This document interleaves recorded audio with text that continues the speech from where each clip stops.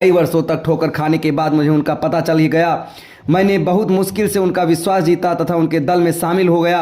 अवसर पाते ही मैं किसी एक का वध कर देता। एक एक करके मैंने पूरे दल का सफाया कर दिया और लूट से जो धन उन्होंने एकत्रित किया था वह लेकर अपने घर वापस चला आया।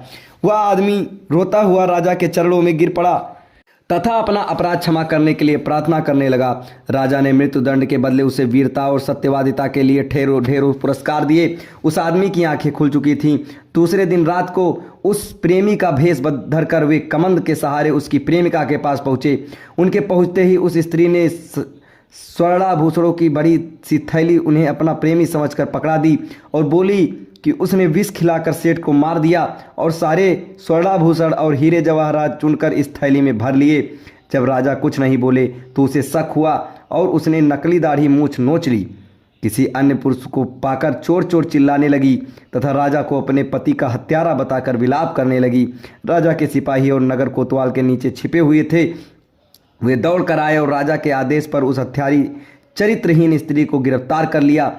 उस स्त्री को समझते देर नहीं लगी कि वेश बदल कर आया हुआ वो पुरुष खुद विक्रम है। उसने झट से विष की शीशी निकाली और विषपान कर लिया। अब इसकी अगले पुतली की कहानी आपको अगले वीडियो में बताई जाएगी। तब तक हमारे साथ बने रहें। धन्यवाद।